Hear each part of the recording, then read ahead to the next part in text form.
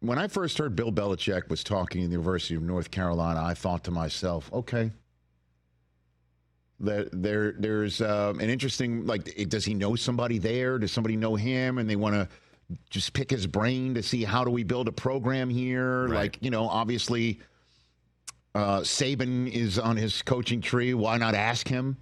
And, sure enough, you hear he put together some, damn near 400-page manifesto on how this is all going to work. And then you start hearing more that he's actually considering it, and they're actually considering him, that throughout all of this media extravaganza of Bill, and he's terrific at it, no surprise, that it will all wind up with him becoming the Thornton Mellon of college football. He's going to triple Lindy his way to Chapel Hill and go back to school. Is that literally what's going to happen? And more, each passing day, you're hearing that he's not only considering it, that this may happen. That he's looking across the landscape and potentially he can get UNC to just hand the store over to him.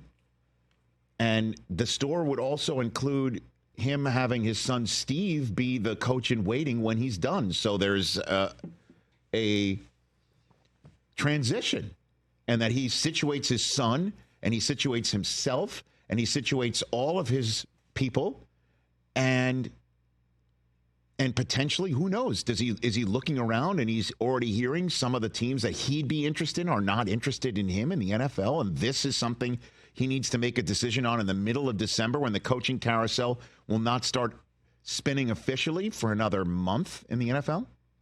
Is that what's afoot? And the answer does appear to be kind of yeah. That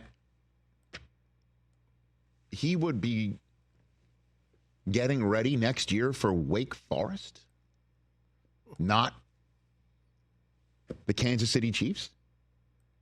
Huh. And I'll say this, somebody walks in his office and says, 18, 19 years old, Coach, I need another $1 million. Otherwise, I'm out of here.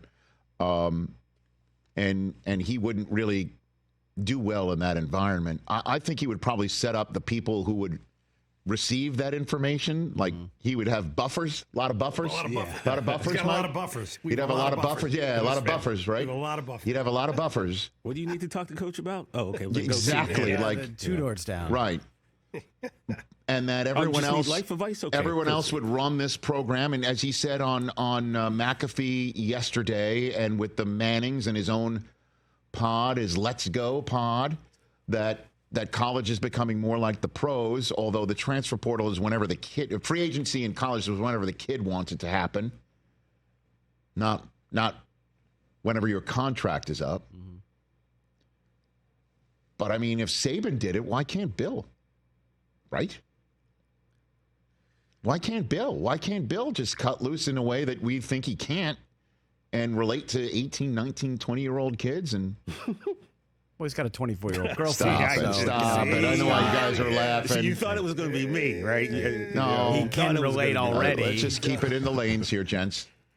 I'm just looking at Syracuse's schedule next year. UNC at Cuse. Let's go. You guys ever think that maybe Bill is like, what if I could win a natty in college? Well, you could see now, all you got to do is win your conference, which is somewhat winnable, ACC and you get a bye. Exactly. Yeah, so what if he... Or you can get a bye. Obviously, Clemson, but ACC got 2 teams in. Right, which was unexpected. We're speaking to the SMU coach later on.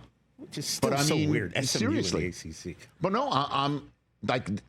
You win your conference or finish runner-up in your conference, you get a ticket to the 12-team tournament. And then when it comes to operating game situations, who else would you want? Right? Yeah, and the other thing, too, is like Bill's been saying, and people close to Bill have been saying at other places, he's going to run this like a pro team. You want to go to the NFL?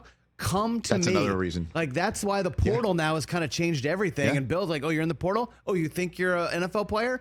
I'll get you ready for the NFL. I'll make you an NFL player. This is making Play sense. for me. This is making sense. Do you think the coach has contacts on that regard? I mean, So how do you don't know, think it the makes pro sense. day at Chapel Hill's going to look?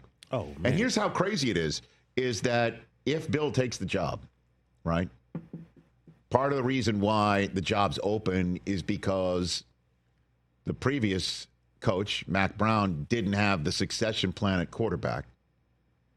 And part of the reason why is because Drake May left. And part of the reason why the Patriots have Drake May is because Belichick didn't have a succession plan at quarterback. it's kind of funny. That was all laid out. I mean, it was with Mac, but it didn't work. Right. Could you imagine this is the football circle of life? And it sounded crazy at first, but I've kind of talked myself into it. I kind of like it. I like it. I mean, look, and also it's just like life, right? Think about all the people who refuse to adapt to all the new technology and things that have happened in life, right? Like everyone's saying he wouldn't be able to handle this transfer portal and NIL. What if Bill's like, yo, I'm on this. I'm going to adapt and overcome, right? And honestly, like, what if Bill's looking at the landscape? You know, there's already 3 jobs that are open, one of which the warmest place in the history of warmest places would have to freeze over to take. Right. Okay. New Orleans doesn't have that draft choice or future quarterback, right? And the other spot that we all kind of thought, like, hey, Bill's going to go to Jacksonville. That job's not open yet. It is not. And maybe Doug comes back because they've had a lot of bad luck at quarterback. Trevor's been hurt. He's now out for the year.